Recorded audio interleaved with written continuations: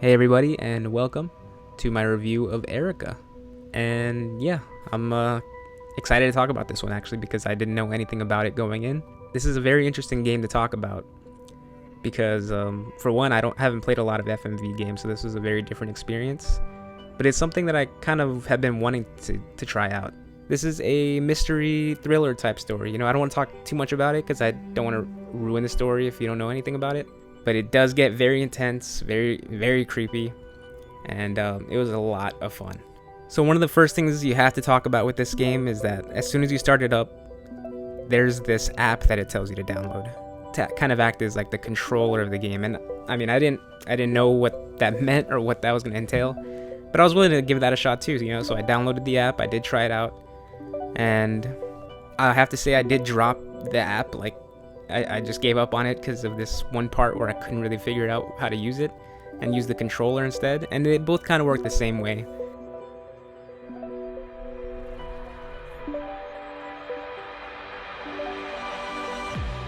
So the game follows a character named Erica Mason, played by Holly Earl, who was incredible in this, and I'll talk about that a little bit later.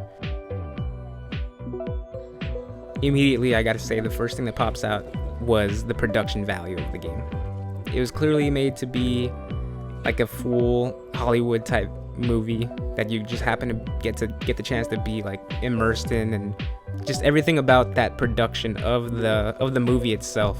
When you weren't making choices, it felt more honestly like a TV show maybe. Instead of a movie, you could kind of like, movies have a specific feel. So it had more of like a TV show, like a really highly produced TV show.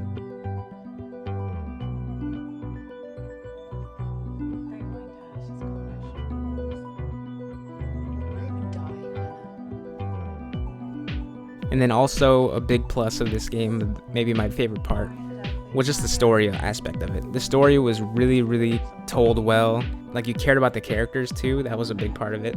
Basically every single character in this I actually cared about or wanted to learn more about.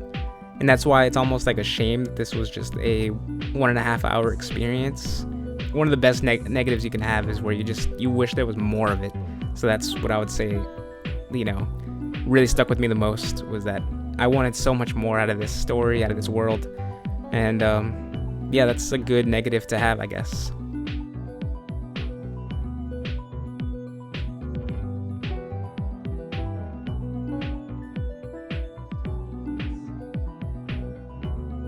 But onto the mostly just one big flaw I thought I had that really like killed it in a few parts and really hurt the immersion of it, which was, like I said before, I mentioned it before, that app and the controller.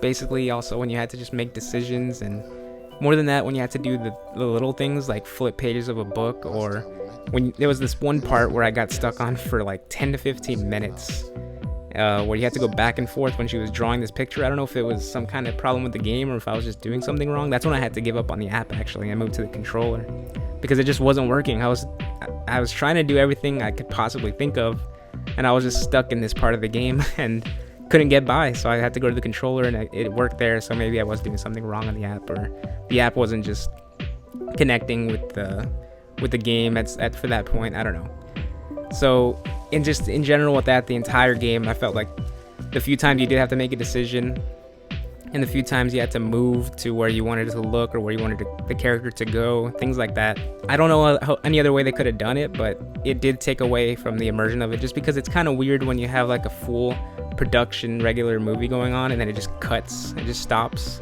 It's different than if you do that like in a video game where you make decisions, I guess. So that's kind of the hard part about these kind of games, these FMV games, where it does cut off like a live action movie that you're expecting to just keep going, and you can't really do those kind of decisions with the movie not stopping. But beyond the clunkiness of that with the app and the controller, there's not too many more negatives. Like I said before when I was saying about this being like the perfect kind of story for a TV show, that's the only other thing I can think of. Those two, the clunkiness and just the fact that this would have been amazing for a TV show, those are the big faults that this game has, which are really good. There's not much more to say about that. I mean, it is a short game, so there's not much to say in general, especially because I don't want to talk about what happens in the game further down the road and just the full, the center piece of the story that you need to find out by playing it. Also, there actually was one thing that I wish beyond just that it was a longer story, I also wish the ending of, at least the ending that I got, happened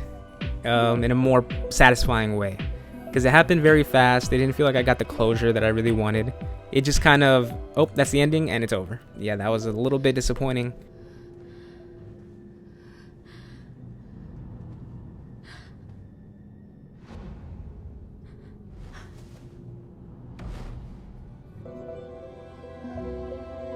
So overall, I really did like this story a lot, like this game a lot. I would recommend it. The story was really, really good. It was effective. And the characters, like I said, you care about all of them. Like every single one, I felt like this was acting that you would see at least in a pretty decent movie. It's not, A-listers or anything like that. But they all came to play. I thought everybody gave a really top-tier performance. And I was really happy to see that, because you don't know what to expect with games like these and what kind of performances you're going to get. But I thought they were really good.